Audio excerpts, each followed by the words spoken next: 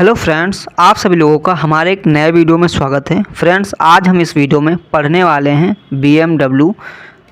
बहुत सारे लोगों को BMW का नोट्स बनाना है, तो आप लोग इस वीडियो को लास्ट तक देखना। इस वीडियो में हम पूरा BMW एक्सप्लेन करेंगे, इसकी डिफिनीसन देखेंगे, कहाँ कहाँ से BMW जनरेट होता है, कलर कोडिंग क्या होती है, इसकी कैटेगरी कितनी होती हैं, सारा कुछ इस वीडियो में हम पढ़ने वाले हैं। इस वीडियो में मैं बाइलिंगुअल आपको पढ़ाऊंगा, हिंदी और इंग्लिश दोनों लैंग्वेज में मैं पढ़ाने वाला हूं। तो आप लोग इस वीडियो को लास्ट तक देखना।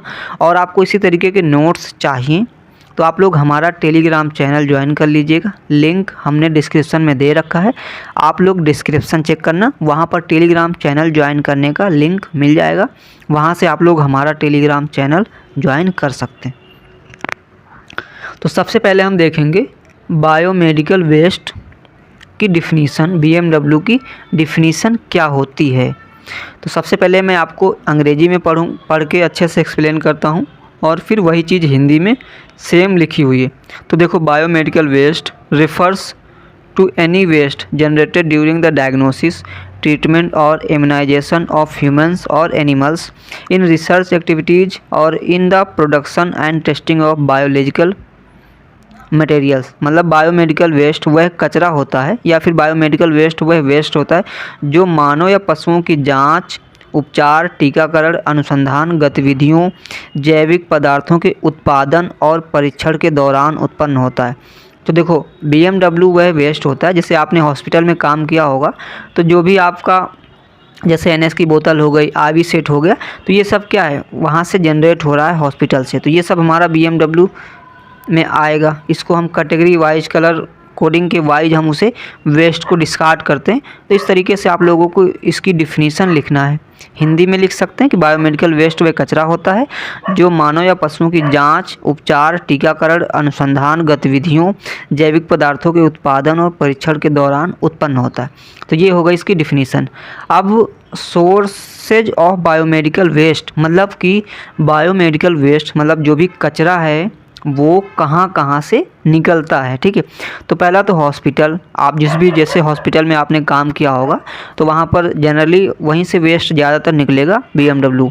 तो हॉस्पिटल से निकल सकता है, नर्सिंग होम, जो भी नर्सिंग होम है वहाँ से भी BMW निकल सकता है, और लेबोरेटरीज एंड रिसर्च सेंटर, जो भी प्रयोगशालाएँ हैं और अनुसंधान केंद्र वहाँ से भी जो भी वेस्ट है वो निकलता है। उसके बाद ब्लड बैंक से भी, और वेटरनरी हॉस्पिटल, जो भी आपके कौन से पशु चिकित्सा अस्पताल जो भी हैं जानवरों के, वहाँ से भी, मेडिकल कॉलेज एंड इंस्टीट्यूशंस, जो भी मेडिकल कॉलेज हैं या फिर इंस्टीट्यूट हैं वहाँ से भी वेस्ट जनरेट होता है। उसके बाद फार्मास्यूटिकल इंडस्ट्रीज, जो भी फार्मास्यूटिकल इंडस्ट्रीज हैं, कंपनियाँ, वहाँ से भी वेस्ट जनरेट होता है। तो हमने पढ़ लिया कि सोर्सेज ऑफ BMW। अब हम देखेंगे कैटेगरी ऑफ BMW कि BMW की कैटेगरी कितनी है और कौन कौन सी हैं। और आप लोगों को कैटेगरी अच्छे से याद करना है क्योंकि कैटेगरी वेरी इंपॉर्टेंट है। और अगर आप लोगों का एग्ज़ाम होता है तो वो कैटेगरी से रिलेटेड ही क्वेश्चन आते हैं। अगर आप आगे चलकर पढ़ाई करते हैं या फिर आप कोई भी कंपटीशन एग्ज़ाम की तैयारी भी करते हैं, प्रिपरेशन, तो वहाँ पर भी आपसे ज़्यादातर कैटेगरी से ही क्वेश्चन पूछा जाएगा। तो वो चीज़ आपको पहले से पता होना चाहिए। फ्रेंड्स, सबसे पहले हम कैटेगरी देखने से पहले क्या करते हैं, क्लासिफिकेशन देख लेते हैं कि जो भी वेस्ट निकलता है, जैसे मान लिया बहुत सारा वेस्ट निकलता है जो कि इन्फेक्टेड होता है या फिर नॉन इन्फेक्टेड होता है, तो कितने % इन्फेक्टेड वेस्ट जो है निकलता है और कितने % नॉन इन्फेक्टेड वेस्ट निकलता है, तो वो चीज़ें भी आपको पता होनी चाहिए। जैसे BMW वेस्ट है तो सबसे पहले नॉन हजार्डस का मतलब होता है कि ऐसा इन्फेक्टेड जिसमें, मतलब कि ऐसा वेस्ट जिसमें इन्फेक्टेड नहीं होता है, वो इन्फेक्टेड नहीं होता है। ठीक है, और मतलब कि 75 से 90% ऐसा वेस्ट होता है जो इन्फेक्टेड नहीं होता है। वहीं पर 10 से 25% ऐसा वेस्ट होता है जो काफ़ी ज़्यादा इन्फेक्टेड होता है। ठीक है, तो जो 75 से 90% निकलता है वो तो नॉन इन्फेक्टेड होता है, लेकिन जो इन्फेक्टेड होता है उसे हम हजार्डस कहते हैं। ठीक है, और ये 10 से 25% वेस्ट जनरेट होता है। तो 10 से 25% वेस्ट को भी हमने 2 भागों में डिवाइड किया है। कौन कौन से भागों में डिवाइड किया वो भी आप लोगों को मैं अच्छे से एक्सप्लेन कर देता हूँ। देखो, हजार्डस मतलब इन्फेक्टेड वेस्ट, तो इन्फेक्टेड वेस्ट में भी 10 से 15 से 18% जो कि इन्फेक्शियस होता है, जिसमें आपका नॉन शार्प आता है, शार्प, प्लास्टिक, डिस्पोजेबल और लिक्विड वेस्ट आता है।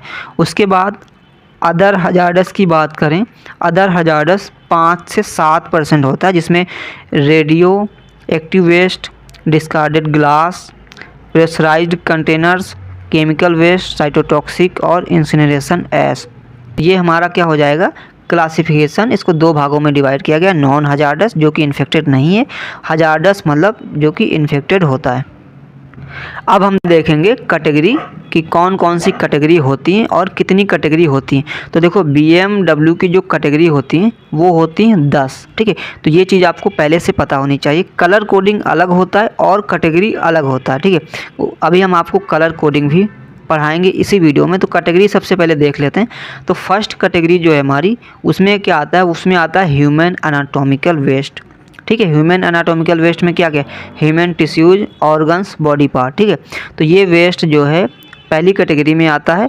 अब अगर ये वेस्ट है तो इसका हम लोग क्या करते हैं, ट्रीटमेंट और एंड डिस्पोजल क्या करेंगे, इसको या तो हम जला देंगे या तो ज़मीन में गाड़ देंगे। जो भी पार्ट होगा, जैसे मान लिया ह्यूमन का टिश्यू है, ठीक है, या फिर कोई ऑर्गन है, कोई भी बॉडी पार्ट है, किसी का कट गया है कोई भी बॉडी पार्ट, तो उसे हम क्या करेंगे, उसे हम या तो जला देंगे या तो ज़मीन में गाड़ देंगे। यही हम उसका ट्रीटमेंट कर सकते हैं। अब कैटेगरी नंबर 2, कैटेगरी नंबर 2 में भी एनिमल वेस्ट आता है। पहला तो ह्यूमन एनाटॉमिकल वेस्ट, वहीं पर एनिमल वेस्ट कैटेगरी 2 में आता है, जिसमें आप एनिमल का टिश्यू हो गया या फिर ऑर्गन हो गया, बॉडी पार्ट हो गया, फ्लूइड हो गया, ठीक है। तो ये सब हमारा, इसका भी क्या करेंगे, इंसिनरेशन करेंगे और डीप ब्यूरल मतलब कि या तो जला देंगे या तो फिर ज़मीन में लोग गाड़ देंगे। उसके बाद कैटेगरी नंबर 3, कैटेगरी नंबर 3 जो कि microbiology and biotechnology waste. Microbiology से तो आपको समझ में आ रहा होगा, ठीक है, बायोटेक्नोलॉजी से भी समझ में आ रहा होगा। तो इसमें क्या करते हैं, वेस्ट फ्रॉम लेबोरेटरी कल्चर। अब इसमें कौन सा वेस्ट होगा, जो लेबोरेटरी कल्चर होगा, स्टॉक्स और स्पेसिमेन ऑफ ऑल माइक्रो ऑर्गेनिज्म लाइव और human and animal cells culture use in research and infectious agents from research. तो इसमें ये वेस्ट आ जाएगा और इसका हम लोग क्या करेंगे, इसे हम लोग ऑटोक्लेव कर लेंगे, ठीक है, या तो माइक्रोविंग कर लेंगे या तो इंसिनरेशन कर लेंगे, या तो जला देंगे या तो लोकल ऑटोक्लेविंग कर लेंगे। इसका ये ट्रीटमेंट कर सकते हैं। अब आता है हमारा कैटेगरी नंबर 4। कैटेगरी नंबर 4 में हमारा आता है वेस्ट शार्प्स। वेस्ट शार्प्स में आता है हमारा needles, syringe, scalpel blades, glass that में कॉज पंक्चर एंड कट्स, ठीक है। तो ये नीडल्स हमारा, सिरेंस और स्काल्पल ब्लेड्स हमारा कैटेगरी नंबर 4 में आ जाता है। इसे क्या करेंगे, डिसइंफेक्शन करेंगे, केमिकल ट्रीटमेंट करेंगे, या तो फिर ऑटोक्लेव करेंगे, या तो श्रेडिंग, ठीक है, या तो उसे हम कट कर लेंगे। तो इसे हम लोग, इस वेस्ट को हम लोग दोबारा यूज में भी ला सकते हैं, रिसाइकल कर सकते हैं। उसके बाद आता है हमारा कैटेगरी नंबर 5। तो इसमें क्या है, discarded medicine and cytotoxic drug. तो कैटेगरी नंबर 5 में discarded medicine and cytotoxic drug. अब हम इसका क्या करेंगे, इसका भी हम या तो इंसिनरेशन करेंगे, जला देंगे, ठीक है, या तो फिर ज़मीन में गाड़ देंगे। इसका भी यही हम कर सकते हैं, ठीक है। अब इसमें आता क्या क्या, वेस्ट कॉम्प्राइजिंग ऑफ आउटडेटेड, ठीक है, जो भी एक्सपायर मेडिसिन होती है, मान लिया कोई भी दवाएं हैं, ड्रग्स हैं, वो एक्सपायर हो गई, तो उसे हम लोग क्या करेंगे, इसमें डाल देंगे, या तो साइटोटॉक्सिक ड्रग, ठीक है, तो वो भी इसी में हम डालेंगे। तो उसका दोबारा तो यूज कर नहीं सकते हम लोग, अगर वो एक्सपायर हो गई तो उसे या तो जला देंगे या तो ज़मीन में गाड़ देंगे, दफन कर देंगे। कैटेगरी नंबर 6, इसमें आता है हमारा क्या, सॉइल्ड वेस्ट। कैटेगरी नंबर 6 में सॉइल्ड वेस्ट, जिसमें हमारा ब्लड आता है, बॉडी फ्लूइड आता है इंक्लूडिंग कॉटन, ठीक है, ड्रेसिंग आता है, सॉइल्ड प्लास्टर, कॉस्ट और बेडिंग्स या फिर other material contaminated with blood, ठीक है, जो भी ब्लड से लगा होगा समझ लो वो सॉइल वेस्ट में आएगा। इसे क्या करेंगे, इंसिनरेशन कर लेंगे, ऑटोक्लेविंग कर लेंगे और माइक्रोविंग कर लेंगे। ये 3 चीज़ों से इसका हम लोग ट्रीटमेंट या डिस्पोजल करेंगे। अब कैटेगरी नंबर 7, ये कैटेगरी काफ़ी इंपॉर्टेंट है, आपको पता होना चाहिए कि कौन सी कैटेगरी में क्या आता है। अब हमने पढ़ा soil waste category number 6, category number 7 में सॉलिड वेस्ट। इस चीज़ से कंफ्यूज नहीं होना, क्योंकि इसमें सॉइल वेस्ट है और इसमें सॉलिड वेस्ट। अब सॉलिड वेस्ट में क्या क्या आता है, सॉलिड वेस्ट में wastage generated from disposable items other than the waste sharps such as tubing, catheters, intravenous। तो सॉलिड वेस्ट में हमारा क्या आ जाएगा, ट्यूबिंग आ जाएगा, कैथेटर आ जाएगा, इंट्रावेनस सेट आ जाएगा। अब इसे क्या करेंगे, डिसइंफेक्शन करेंगे बाय केमिकल ट्रीटमेंट। इसका जो है केमिकल ट्रीटमेंट से डिसइंफेक्शन करेंगे, या तो ऑटोक्लेविंग कर लेंगे या तो श्रेडिंग, मतलब उसे छोटे छोटे टुकड़ों में कट कर लेंगे। अब आता है कैटेगरी नंबर 8। इसे क्या करेंगे, ये कैटेगरी नंबर 8 में आता है हमारा लिक्विड वेस्ट। लिक्विड वेस्ट में waste generated from laboratory and washing, cleaning and disinfecting activities. तो लिक्विड वेस्ट हमारा कैटेगरी नंबर 8 में आता है, और इसे हम क्या करेंगे, इसे हम disinfection by chemical treatment and discharge into drains. इसे हम लोग केमिकल ट्रीटमेंट करेंगे और क्या करेंगे, ड्रेन में डिस्चार्ज कर देंगे। ठीक है, जो भी हमारा वेस्ट निकलेगा उसे ड्रेन कर देंगे या कहीं भी डाल देंगे, मतलब उसे केमिकल ट्रीटमेंट करके।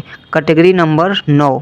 कैटेगरी नंबर 9 में इंसिनरेशन ऐश, मतलब जो भी क्या होगा, इंसिनरेशन ऐश जो भी राख होगी उससे क्या करेंगे, ash from incineration of any biomedical waste. ठीक है, जो भी ऐश होगी, राख होगी, उससे क्या करेंगे, डिस्पोज इन म्यूनिसिपल लैंडफिल। इसे भी हम लोग क्या करेंगे, ज़मीन में गाड़ देंगे, दफन कर देंगे, यही कर सकते हैं इसका। Category number 10। कैटेगरी नंबर 10 में आता है हमारा केमिकल वेस्ट। ठीक है, इसे क्या करेंगे, chemicals used in disinfection as insecticides. अब इसे क्या करेंगे, इसका हम ट्रीटमेंट डिस्पोजल क्या करेंगे, केमिकल डिस्चार्ज इनटू ड्रेन्स और लिक्विड एंड सिक्योर्ड लैंडफिल्स और सॉलिड्स। तो ये हमारी हो गई हैं 10 कैटेगरी, जो कि काफ़ी इंपॉर्टेंट है आप सभी के एग्ज़ाम के पर्पज़ से। एग्ज़ाम में ये कैटेगरी काफ़ी बार पूछी जाती हैं, तो ये कैटेगरी आपको पता होना चाहिए। साथ में इनका ट्रीटमेंट डिस्पोजल क्या करते हैं वो भी आपको पता होना चाहिए। और जैसे मान लिया कैटेगरी नंबर 1 है, तो कैटेगरी नंबर 1 में कौन कौन सा आपका आ जाता है कैटेगरी 1 में, तो एनाटॉमिकल वेस्ट में क्या क्या आ जाएगा, ह्यूमन टिश्यू आ जाएगा, ऑर्गन, बॉडी पार्ट्स। अब क्वेश्चन क्या बनेगा, ये भी पूछ लिया जाएगा कि येलो बिन में कौन सी कैटेगरी का वेस्ट जाएगा। तो जैसे फर्स्ट कैटेगरी का जाएगा, सेकेंड कैटेगरी का जाएगा, क्योंकि येलो बिन में ऐसा वेस्ट जाता है जिसे रिसाइकल नहीं कर सकते हैं। तो ह्यूमन टिश्यू हो गया, ऑर्गन्स, बॉडी पार्ट, तो ये सब किस में जाएगा, येलो बिन में जाएगा, कैटेगरी नंबर 1 का, कैटेगरी नंबर 2 का। जिससे हम रिसाइकल नहीं कर सकते वो येलो में जाएगा। तो इस तरीके से भी क्वेश्चन बनेगा कि रेड बिन में कौन सी कैटेगरी का वेस्ट जाएगा। ठीक है, और ये येलो में हो गया, ब्लैक में कौन सा जाएगा, ब्लू में कौन सा जाएगा, वाइट में कौन सा जाएगा। तो ये कैटेगरी वाइज भी आपको पढ़ना होगा। अभी फ्रेंड्स हमने देखा कैटेगरी, अब हम देखेंगे कलर कोडिंग। तो देखो, आप लोगों ने हॉस्पिटल में काम किया होगा तो आप लोगों ने ये कलर ज़रूर देखा होगा। ठीक है, तो इस तरीके के कलर होते हैं, यहाँ पर आप लोग देख सकते हैं। येलो हो गया, रेड हो गया, और नीला हो गया, काला हो गया। अब इस पर एक चीज़ और आप लोगों को ध्यान से देखना है, जो कि आप लोगों को दिख रहा होगा अच्छे से। मैं थोड़ा और जूम करके दिखा देता हूँ। जैसे यहाँ पर येलो है, ठीक है, यहाँ पर रेड है, ब्लू है और ब्लैक है। तो यहाँ पर एक चीज़ और आपको दिख रहा होगा, ये निशान, इस निशान को कहते हैं हजार्डस। ठीक है, ये निशान भी काफ़ी इम्पॉर्टेंट होता है। इस निशान से आपको पता चल जाएगा ये हजार्डस है या फिर नॉन हजार्डस, मतलब इन्फेक्शियस है या फिर नॉन इन्फेक्शियस है। तो ये चिन्ह भी काफ़ी इंपॉर्टेंट है, आपके एग्ज़ाम में पूछा जा सकता है। तो इस निशान को भी आपको याद रखना, जब भी आप लोग BMW पढ़ेंगे या फिर देखेंगे ये डिब्बे, वहाँ पर ये निशान आपको देखने को मिलेगा, जो कि काफ़ी इम्पॉर्टेंट है। तो ये इन्फेक्शियस हो जाएगा, ये भी इन्फेक्शियस हो जाएगा, और ये नॉन इन्फेक्शियस हो जाएगा। तो ये दोनों इन्फेक्शियस हो जाएंगे, बट ये इसे रिसाइकल नहीं कर सकते। येलो में जितना भी वेस्ट जाएगा वो इन्फेक्शियस तो रहेगा, लेकिन उसे रिसाइकल नहीं कर सकते। वहीं रेड में भी सेम वही है, इन्फेक्शियस वेस्ट ही हम डालते हैं, लेकिन ऐसा वेस्ट जिसे हम दोबारा से रिसाइकल करके यूज में ला सकते हैं, ऐसा वेस्ट हम रेड में मतलब कि डालते हैं। अब हम देखेंगे कि येलो, जो भी येलो बिन है, देखो येलो बिन में कौन कौन सा वेस्ट जाएगा। तो येलो बिन में क्या हमने बताया था, ह्यूमन एनाटॉमिकल वेस्ट, जिसमें टिश्यू, ऑर्गन, बॉडी पार्ट्स, और animal anatomical waste, soiled waste, ठीक है, जिसमें आपका ड्रेसिंग हो गया, प्लास्टर हो गया, कॉटन स्वैप्स हो गया, डिस्कार्डेड लाइनन हो गया, मैटर्स हो गया, और फेडिंग्स। ठीक है, तो ये वेस्ट हमारा किस में जाएगा, येलो बिन में। तो आप लोगों ने देखा होगा कि जो भी बॉडी पार्ट होता है, कोई भी पार्ट होता है, वो येलो में डालते हैं, या फिर कॉटन हो गया। ठीक है, ऐसा वेस्ट जिसे हम लोग रिसाइकल नहीं कर सकते, दोबारा यूज में नहीं ला सकते, उसे हम लोग, जैसे यहाँ पर आप लोग देख सकते हैं, ठीक है, ये एक्सपायर मेडिसिन हो गई, ठीक है। और ये आपका गॉथ पीस हो गया, ठीक है। आप यहाँ पर देख सकते हैं ये क्या है, हमारा ब्लड बैग, ठीक है। ब्लड बैग भी येलो में जाता है, ठीक है। इस चीज़ का आप लोगों को ध्यान रखना है। और ये हमारा क्या हो जाएगा, स्पंज हो जाएगा, जो कि ब्लड से लगा हुआ है काफ़ी ज़्यादा। तो इस तरीके की चीज़ें जो हैं सब किस में जाएंगे, यहाँ पर आप लोग देख सकते हैं। कॉटन हो गया, गॉथ पीस हो गया, ये सब क्या इन्फेक्टेड हैं और इसमें ब्लड लगा हुआ है। तो हम लोग क्या करेंगे, इसे डिस्कार्ड कर देंगे किस में, येलो में। तो ये सारा कुछ हमारा जाएगा येलो बिन में। तो येलो बिन में आप लोगों को याद रखना है कि human anatomical waste, animal waste और सॉइल वेस्ट, ये 3 कैटेगरी का वेस्ट जाता है, जिसमें टिश्यू, ऑर्गन, बॉडी पार्ट हो गया, या फिर dressing, plaster, cotton swabs, discarded linen, mattresses और बेडिंग्स, ये सारा वेस्ट हमारा येलो में जाएगा। अब हम देखेंगे रेड बिन कि रेड बिन में हमारा कौन कौन सा वेस्ट जाता है। तो यहाँ पर मैं रेड बिन का मैं आपको अच्छे से थोड़ा सा दिखा देता हूँ कौन कौन सा वेस्ट रेड बिन में डाल सकते हैं। लिखा हुआ है all infected plastic and rubber waste. तो जितना भी प्लास्टिक है इन्फेक्टेड है उसे हम लोग रेड बिन में डिस्कार्ड करते हैं। देखो जो भी ग्लव्स है क्या होता है, ग्लव्स कहाँ पर डिस्कार्ड करेंगे हम लोग, रेड बिन में। जो वायल हैं, ठीक है, उसे क्या करेंगे, रेड बिन में। जो आपका बोतल होता है NS का हो गया, RL का हो गया, सिरेंज हो गया, देखिए ये सब क्या है, प्लास्टिक से बना हुआ है। यहाँ पर यूरिन बैग हो गया, फोलिक कैथेटर हो गया, ग्लव्स हो गया, जो भी आपका IV सेट हो गया, ठीक है, सिरेंज हो गया या फिर कैनुला हो गया, ये सब किस में जाएगा, रेड बिन में जाएगा। अब रेड बिन में कौन कौन सी कैटेगरी का जाएगा वो भी आप लोग यहाँ पर देख सकते हैं क्या क्या जाएगा। Waste generated from tubing, plastic बोतल जिसमें नॉर्मल सलाइन, DNS, RL, ठीक है, IV set, BT set, central line, gloves, urine bags, catheter, drain, syringe without needles. तो देखो जो भी सिरेंज होता है आप नीडल के साथ रेड बिन में डिस्कार्ड नहीं कर सकते, आपको सिर्फ सिरेंज ही डिस्कार्ड कर सकते हैं जो भी आपका पीछे का होगा। बाकी जो नीडल होती है उसे आपको अलग डिस्कार्ड करना पड़ता है। अब हमने पढ़ लिया येलो और रेड। अब हम देखेंगे वाइट बिन भी रखा होता है। तो उस वाइट बिन में कौन कौन सा वेस्ट डिस्कार्ड करते हैं। सो सफ़ेद की बात करें तो सफ़ेद में जितना भी होता है तुम्हारा नुकीला, ठीक है, वो सारा का सारा सफ़ेद बिन में ही डिस्कार्ड करते हैं। और जो भी आपका सिरेंज होता है, जैसे मान लिया सिरेंज हो गया, इसके यहाँ पर क्या होता है, नीडल्स लगी होती है, तो इस नीडल को हम इसमें कट कर लेते हैं।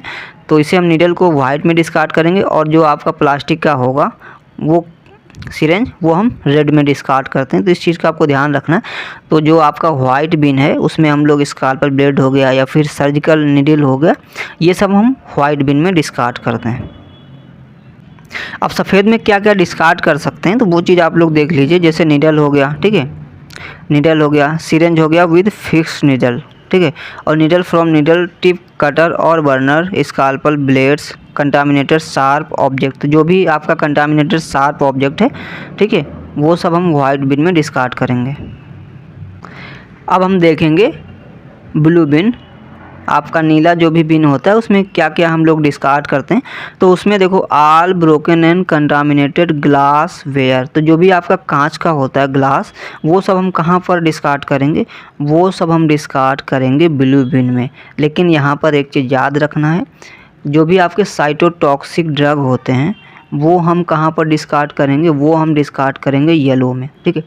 जो भी साइटोटॉक्सिक ड्रग होंगे वो सब हम येलो में डिस्कार्ड करेंगे, ठीक है। जैसे मान लिया जो भी कैंसर में यूज हो रहा है ड्रग, ठीक है, कैंसर पेशेंट के लिए, वो हम येलो में डिस्कार्ड करते हैं। इस चीज़ का आप लोगों को ध्यान रखना है। और हाँ, जो आपका रेड बिन होता है इसमें हम लोग क्या करते हैं, इसमें इन्फेक्टेड वेस्ट डिस्कार्ड करते हैं, बट इसे हम लोग रिसाइकल कर सकते हैं, ठीक है। और येलो में जो जाता है उसे रिसाइकल नहीं कर सकते, इसलिए जो कैंसर के पेशेंट होते हैं उनमें जो भी ड्रग्स यूज होते हैं वो सब हम येलो में डिस्कार्ड करते हैं। कोई भी मेडिसिन हो गई वो सब येलो में। अब ब्लू बिन में क्या क्या जाता है वो चीज़ आप लोग देख सकते हैं। लिखा हुआ इन्फेक्टेड ब्रोकन ग्लास बोतल, ब्रोकन और unbroken glass and vials, ampoules, यहाँ पर एक्सेप्ट साइटोटॉक्सिक वेस्ट। तो जो भी आप लोग एम्पुल तोड़ देते हैं, ठीक है, जो भी ड्रग्स होता है सिरिंज में लोड करके आप लोग इंजेक्ट कर देते हैं, उसके बाद जो आपका एम्पुल बचता है वो कहाँ पर आप लोग डालेंगे, तो वो आप डालेंगे नीला डिब्बे में। बट वहाँ पर याद रहे, मैंने पहले ही बता दिया, जो भी आपके साइटोटॉक्सिक ड्रग होंगे वो आप लोगों को चाहे वो ग्लास हो, कांच हो, कुछ भी हो, उसे आप लोगों को येलो में ही डिस्कार्ड करना है। इस चीज़ का आप लोगों को ध्यान रखना। अब आपका आता है ब्लैक, ठीक है। अब ब्लैक में क्या क्या आप लोग डाल सकते हैं, जनरल वेस्ट। जनरल वेस्ट जैसे बहुत सारे हॉस्पिटल में फूड होता है, खाना, ठीक है, तो वो भी आप लोग डाल सकते हैं। जो भी आपका कागज़ हो गया वो आप लोग डाल सकते हैं ब्लैक में। पॉलीथीन हो गया, तो ये सब चीज़ें आप लोग कहाँ डाल सकते हैं, ब्लैक में। कागज़, बचा हुआ भोजन, पैकिंग का गत्ता, ये सारी चीज़ें आप लोग ब्लैक में डाल सकते हैं। और ये जो है इन्फेक्टेड नहीं होता है, ये इन्फेक्टेड वेस्ट नहीं होता है, ठीक है। तो यहाँ पर आप लोग देख सकते हैं, जैसे यहाँ पर ये बोतल भी है, आप लोग चाय पीते हैं वो भी आप लोग डाल सकते हैं। खाने का जो भी आइटम्स है वो आप लोग ब्लैक में डिस्कार्ड कर सकते हैं, ठीक है। तो यहाँ पर आप लोग खुद ही देख सकते हैं, फूड वेस्ट, मिनरल वाटर बोतल, पेपर वेस्ट, ये सब हमारा किस में जाएगा, ब्लैक बिन में जाएगा। अभी फ्रेंड्स हमने आपको कैटेगरी में श्रेडिंग के बारे में बताया था। तो ये होता है श्रेडिंग, ठीक है। इसमें जो भी चीज़ें होती हैं उन्हें हम डाल देते हैं तो वो छोटे छोटे टुकड़ों में क्या होता है, वो टूट जाती हैं। तो इस तरीके से हम लोग श्रेडिंग करते हैं, ठीक है। उसके बाद मैंने आपको ऑटोक्लेव भी बताया था। तो ऑटोक्लेव कुछ इस तरीके का होता है जिसमें हम लोग जो भी चीज़ें होती हैं उन्हें क्या करते हैं, जो भी इन्फेक्टेड होता है उसे हम लोग ऑटोक्लेव में उससे स्टरलाइज कर लेते हैं। और ये होता है हमारा क्या, इंसिनरेटर, जिसमें जो है चीज़ों को जला दिया जाता है। तो ये होता है इंसिनरेटर, कुछ इस तरीके का होता है। अब आगे आता है friends biomedical waste management process. जो भी आपका वेस्ट निकलेगा उसे आप लोग कैसे मैनेज करेंगे। तो सबसे पहले हम क्या करेंगे, सबसे पहले करेंगे सेग्रीगेशन। सेग्रीगेशन मतलब वर्गीकरण। वर्गीकरण का मतलब कचरे की उत्पत्ति के स्थान पर ही अलग अलग रंग के डिब्बों में रखा जाता है। तो जैसे मैंने आपको पहले ही कैटेगरी आपको पढ़ाया और कलर कोडिंग पढ़ाया। तो क्या होता है कि आपको वेस्ट क्या है, मान लिया आपने सारा वेस्ट एक ही जगह डाल दिया। मान लिया कोई भी आपने डिब्बा लिया, हर तरीके का वेस्ट एक ही जगह आपने डाल दिया। अब क्या करेंगे उसे, तो जिसका काम होगा वेस्ट को मैनेज करना, तो वो क्या करेगा, सारा वेस्ट अलग कर लेगा। मान लिया किसी ने येलो का और रेड का, ब्लैक का सारा वेस्ट एक ही डिब्बे में डाल दिया, तो अब क्या होगा, ये तो गड़बड़ हो जाएगा। अब कुछ इन्फेक्टेड है, कुछ रिसाइकल करने वाला है, कुछ रिसाइकल नहीं करने वाला है, तो उसे आप लोगों को क्या करना पड़ेगा, अलग अलग करना पड़ेगा। तो सबसे पहले उसे अलग अलग कर लेना है, सेग्रीगेशन करना है। उसके बाद क्या करना है, कलेक्शन एंड स्टोरेज, उसे जो है कलेक्ट कर लेना है, ठीक है। उचित बैग और कंटेनर में सुरक्षित स्थान पर रखा जाता है, उसका कलेक्शन कर लेना है और फिर स्टोरेज कर देना है। फिर क्या करना है, ट्रांसपोर्टेशन। अब जो भी वेस्ट निकला है उसे एक ही जगह तो आप रखेंगे नहीं, तो उसे ट्रांसपोर्ट कर देंगे। विशेष कवर किए गए वाहन द्वारा सुरक्षित रूप से स्थानांतरित किया जाता है, उसे ट्रांसपोर्ट कर देंगे। फिर क्या होगा, ट्रांसपोर्ट करने के बाद उसका क्या होगा, उसका ट्रीटमेंट होगा एंड डिस्पोजल, यानी उसका उपचार होगा और निपटान होगा। तो जो भी आपको ट्रीटमेंट करना है, ऑटोक्लेव करना है, श्रेडिंग करना है, इंसिनरेशन करना है, जो भी आपको करना है वो आपको चौथी मतलब कि यहाँ पर करना होगा लास्ट में, ठीक है। अब यहाँ पर क्या होगा, विभिन्न विधियों जैसे इंसिनरेशन, दहन, ऑटोक्लेविंग, केमिकल डिसइंफेक्शन का उपयोग किया जाता है, ठीक है। अब आता है डिस्पोजल मेथड, निपटान की विधियाँ। अब क्या करेंगे, निपटान कैसे करेंगे, इंसिनरेशन यानी उसे जला देंगे, उस तापमान पर कचरे को जलाने की प्रक्रिया, ठीक है। उसके बाद ऑटोक्लेव कर देंगे, भाप का उपयोग कर जीवाणु और वायरस को नष्ट कर देंगे। फिर केमिकल डिसइंफेक्शन, ठीक है। केमिकल डिसइंफेक्शन में क्या करेंगे, सोडियम क्लोराइड और अन्य रसायनों का उपयोग करेंगे केमिकल डिसइंफेक्शन में। उसके बाद क्या करेंगे, डीप ब्यूरल। डीप ब्यूरल मतलब गहरा दफनाना, ग्रामीण क्षेत्रों में उपयोग किया जाता है। उसके बाद श्रेडिंग, पुनर्चक्रण से पहले कचरे को टुकड़ों में काटना। तो मतलब बहुत सारा वेस्ट होता है, उसे क्या करेंगे, जैसे मान लिया आपका कैनुला ही है तो क्या करेंगे, कैनुला को छोटे छोटे टुकड़ों में कट कर लेंगे। या फिर मान लिया आईवी सेट है, उसे क्या करेंगे, छोटे छोटे टुकड़ों में कट कर लेंगे, फिर दोबारा से उसे हम लोग रिसाइकल कर लेंगे। तो ये हो जाएगा हमारा। और मैंने आपको श्रेडिंग और ऑटोक्लेव ये सब चीज़ें दिखाई दी हैं।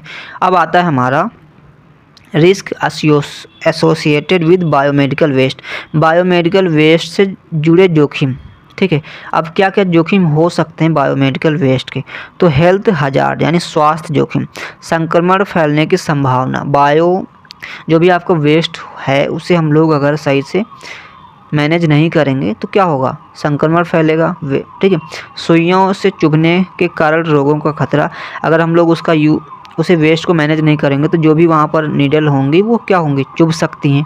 उसके बाद जहरीले पदार्थों से हानिकारक प्रभाव।